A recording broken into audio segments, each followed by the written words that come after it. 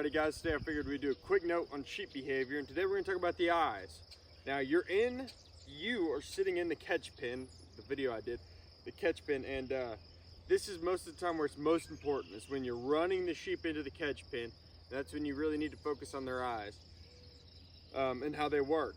Now, if a sheep is looking at you, they are not going to move backwards. That's just how it works. So when you're sitting here, you know, a lot of people whistle or clap or whatever they do to catch their sheep, and this doesn't apply to dogs. This is much different if you have dogs, but if you have dogs, you don't need this video. But when you're whistling and clapping, you know, kind of like humans, if someone's whistling and clapping off in the distance, you're like, what's going on? That's what the sheep are going to do. But unlike humans, like if it's a creep whistling and clapping, you're like, I'm going to get away from him. Sheep, once they see that, they'll just keep looking at you. You know, they might move, they might get a little uncomfortable, turn away, turn back. You know, they're going to keep their eyes on you, going to keep them close. And if they're at a distance or they're in an open field, they might take off running. But when you're trying to get them in a catch pen, which is when you're going to be doing this, they know what's behind them. They know what you're trying to do, especially if you caught them in the same catch pen before. And you're whistling and clapping, telling them, come on, get in there, get in, come on. You're doing all that, and they're keeping their eyes on you. And you have to understand, and sometimes people that are new to sheep, this happens all the time when I'm helping people catch them.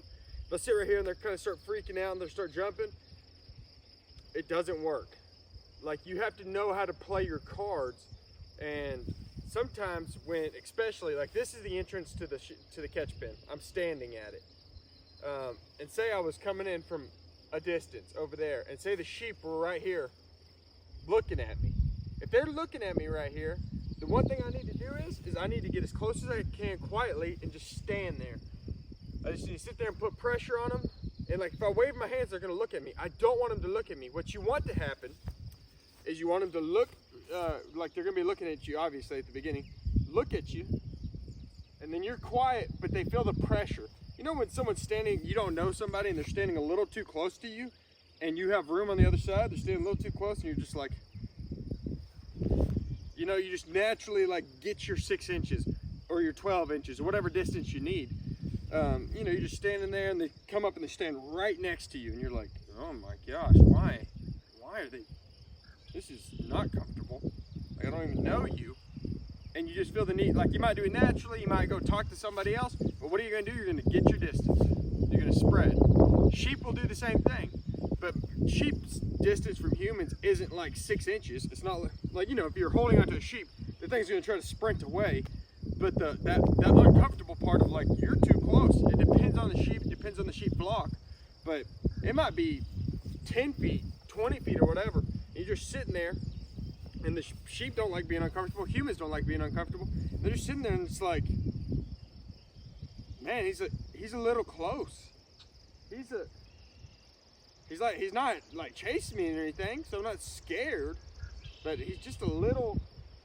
I'm not comfortable. And they'll be looking at you, and they'll be like, and this is all in the eyes. That's what I'm talking about, the eyes. And I think I'm gonna, you know, walk over here. You know, and if there's a flock of 15 of them, you can get momentum. Like, what happens sometimes, it depends. Let that wind pass.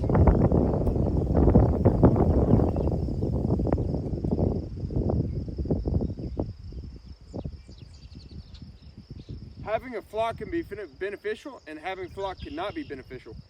Like, if you have 2 or 3, and they're all standing looking at you, and if one goes to step and walk away, the others will follow. But what can happen once you get over a certain number is that you'll have, say you have 15 or 20 standing right here.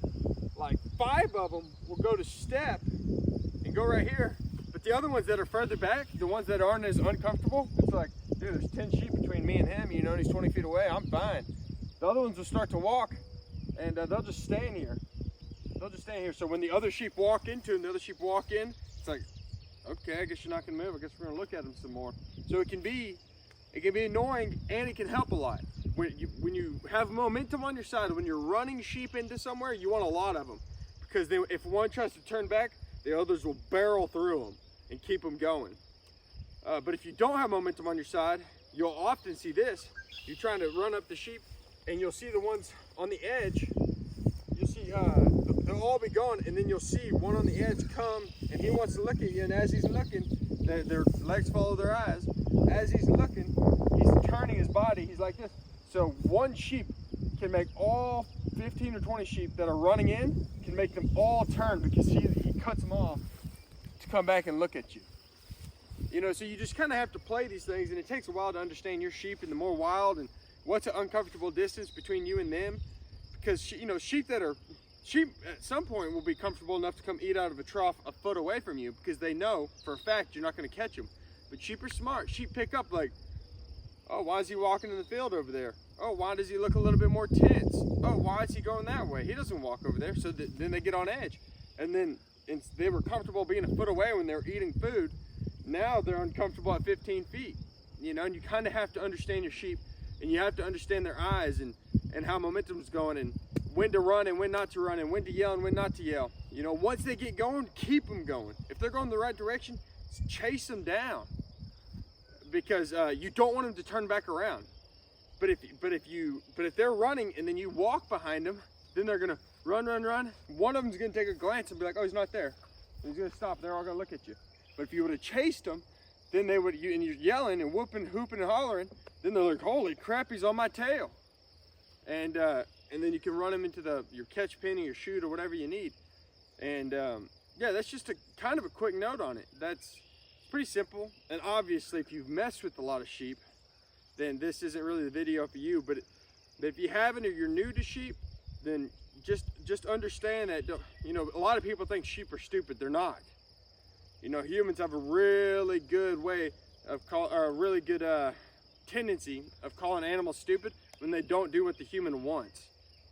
That doesn't mean they're stupid. That just means they're not doing what you want. It happens a lot with show animals. You know, you're pulling a sheep on a halter, or you're pulling a horse on a halter, or you're doing whatever, and you know, they're pulling back and they're not walking, and it's just like, what do you do? You know, you see people like yell at the animal or at the horse or whatever, or get angry. Like, what are you doing? Why aren't you just walking? They don't understand English or whatever, or Spanish or whatever you're speaking to them. They don't understand your language. Like, imagine if some dude came up and let's say it was like a Chinese or Vietnamese or Russian or something speaking their native tongue, and they put a halter on you and they were pulling you and they were speaking their language. You like that's a human. A human's doing it, and they're just saying, come on. And you're just like, well, no, dude. Like, what are you doing? You know, you're going to fight back. You're going to run. You're going to try to get away. So that wouldn't make you stupid. Like, if the Russians sat there and said, oh, you're stupid. You're not walking with me. We're just going to, like, the local restaurant. It doesn't matter to you. You don't want to listen to them. You don't know what they're saying. You don't like this thing on your head, you know? Same thing with sheep and same thing with horses. People often call sheep stupid specifically, but they're not stupid. Like, once you deal with them, they're not stupid. They know what they're doing. They know what they like and what they don't like, and your job is to motivate them. And it's kind of like with hot wire, you know? If they can see the predator, hot wire's a predator. You're a predator.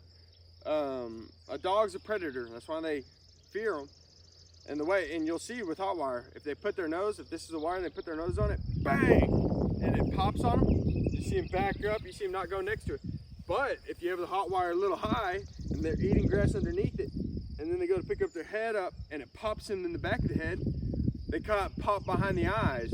Their reaction isn't to go, crap, I got popped, and back up. Their reaction is, I'm getting attacked from behind. I can't see them. I can't see who's attacking me. I got attacked from behind. I'm going to go forward. I'm running away. And so you got, you know, those are just little things to keep in note when it comes to sheep behavior. And we'll talk about legs next time, about how their feet move and what you need to look for that. But for this video, the eyes, just understand when they're looking at you, they ain't going backwards.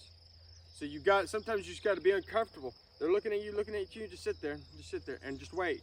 They'll be looking, and then they'll kind of walk away, and then that's how you can get them. Instead of hooping and hollering, you start hooping and hollering, they're looking at you. When you run up there and you think you got them corralled, it's like, oh, they're right there. And you run up there to get them in the pen or whatever, they're looking at you. So their escape move is not to go backwards. Their escape move is to go around you. So you think, oh, I got him, and then you run up, and then one jumps over, and then 10 go that way, and then you're like, what? I just missed every single one. That's how it goes. When they're looking at you, their escape route is around you. If they're in a catch pin type area, their escape plan or their escape option will be sideways if they're looking at you normally and it's an open field. So that's something to note as well, that if they're looking at you, their escape plan is beside you. But if they're not looking at you, their escape plan is wherever they're looking, you know. And so when they're looking at you, and you're right there, you're right on the cusp of getting them in the pen, calm down, just put pressure, just sit there. You might sit there for 5 minutes. Eventually they might walk sideways. They might be looking at you, and then they start walking sideways, and then you walk over there. And they're like, oh, I'm uncomfortable here, and then they sit there. They might start walking the other sideways and walk over there. Eventually, they'll look at you and just be like, I'm gonna get away, and walk right into your catch pin. And yeah, so there's your note. God bless y'all. Hope you all have a great day, and I'll catch you here in about a week or two.